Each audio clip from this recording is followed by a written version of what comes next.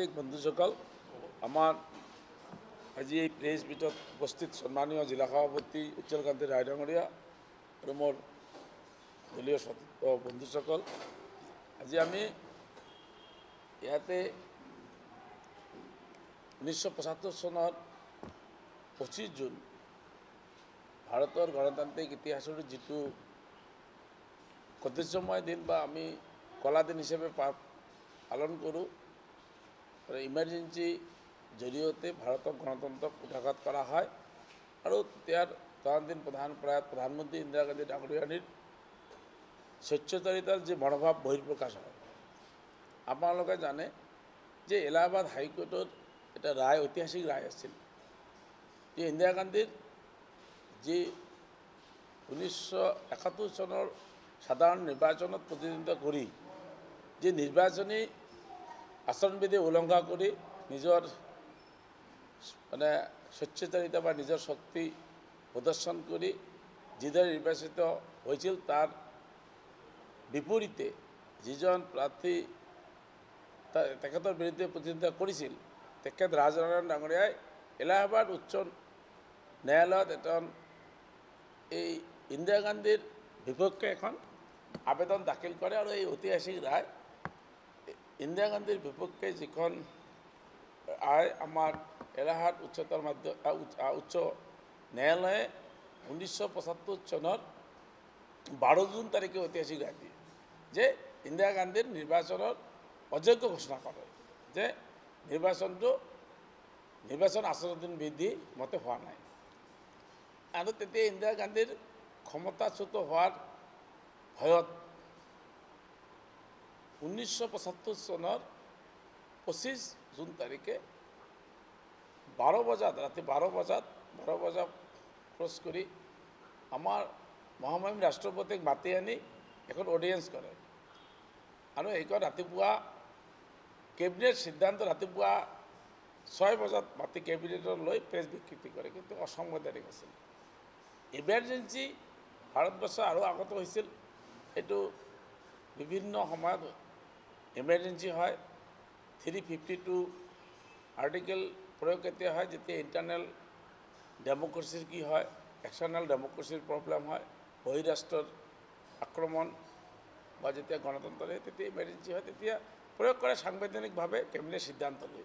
কিন্তু ইন্দিৰা গান্ধীৰ নিজৰ ক্ষমতাৰ কাৰণে অসাংবিধানিকভাৱে কেবিনেট সিদ্ধান্ত নোহোৱাকৈ ইমাৰ্জেঞ্চি আনে আৰু ভাৰতবৰ্ষত বিৰোধী নেতাসকলক কাৰাৰুদ্ধ কৰা হয়।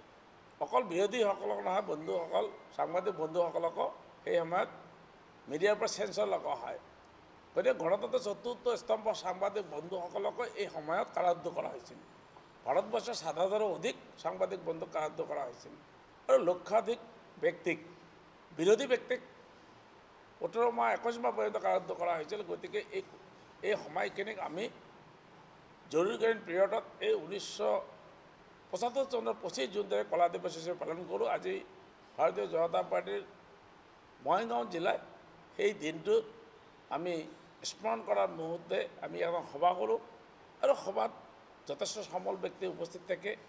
বিএল পাৱাৰ ডাঙৰীয়া, আমাৰ ট্ৰেড ইউনিয়নৰ নেতা আমাৰ বিশ্বাস ডাঙৰীয়া আৰু বিজয় ভাগৱতী ডাঙৰীয়া আৰু প্ৰভাত বৈষ্ণৱ ডাঙৰীয়া তেতিয়া প্ৰত্যক্ষদৰ্শী আছিল।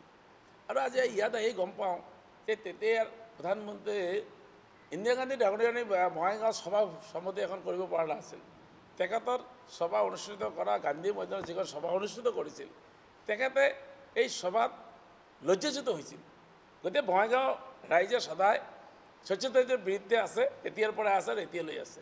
গতিকে ইয়াত আহি গম পালোঁ যে এই জৰুৰীকালীন অৱস্থাত বঙাইগাঁও ৰাইজে এই জৰুৰীকালীনৰ বিৰুদ্ধে যথেষ্ট জনমত তৈয়াৰ কৰিছিল আৰু জনমতত এই স্বৈচ্ছাচাৰী চৰকাৰখনে এই বঙাইগাঁৱৰ বহু বিশিষ্ট ব্যক্তিক কাৰাৰুদ্ধ কৰি জেললৈ প্ৰেৰণ কৰিছিল।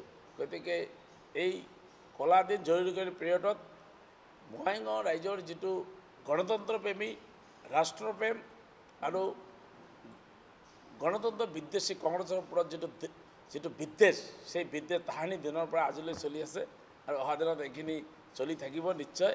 গতিকে এইখিনি কথা আপোনালোকৰ ওচৰত অৱগত এইকাৰণে কৰিছোঁ যে বঙাইগাঁৱত জনসাধাৰণ নতুন প্ৰজন্মই জানিব লাগে যে বঙাইগাঁৱৰ জলুকানীৰ অৱস্থাত বঙাইগাঁৱৰ ইতিহাস কি, বঙাইগাঁৱৰ মানুহে এই জলুকানীৰ বিপক্ষে কি ধৰণে আন্দোলন কৰিছিল, জলুকানীৰ সময়ত ইন্দিৰা গান্ধী 350 ইম্প'জ কৰি গণতন্ত্ৰ কেনেদৰে মষিমুৰ কৰিছিল, সাংবাদকৰ্মী কেনেদৰে মষিমুৰ কৰিছিল, সংবাদ পত্ৰৰ পৰা চেঞ্চৰ লগাই আহিছিল যে সিহঁতে নিৰ্দিষ্ট কৰি দিয়া সংবাদে অকল ছপা কৰিব পাৰিছিল, কোনো ধৰণৰ সম্পাদকীয় আমাৰ ইডিঅ'ৰিয়েল পেজটো নাছিল। গতিকে এই কথাখিনি নতুন প্ৰজন্মই জানিব লাগে আৰু নতুন প্ৰজন্মই এই কংগ্ৰেছৰ কলা ইতিহাস, কংগ্ৰেছৰ স্বেচ্ছাচাৰী শাসন, সংবিধান গণতন্ত্ৰৰ হত্যাকাৰী কংগ্ৰেছে নতুন প্ৰজন্মৰ ওচৰত জবাবদিহি হ'ব লাগে।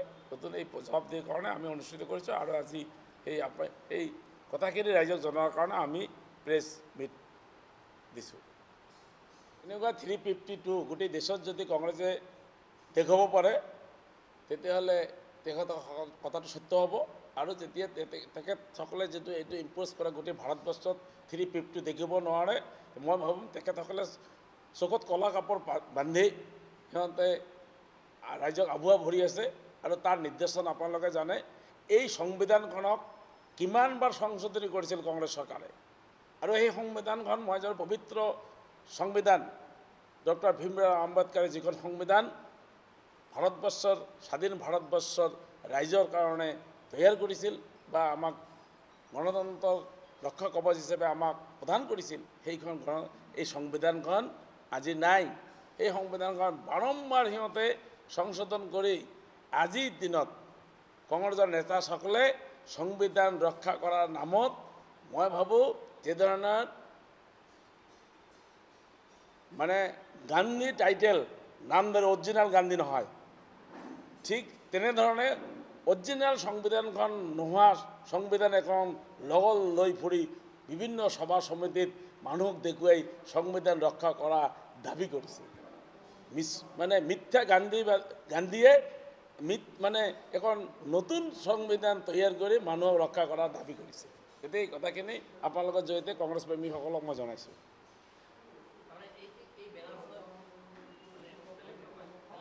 বেলেগ নকওঁ, নাই নাই।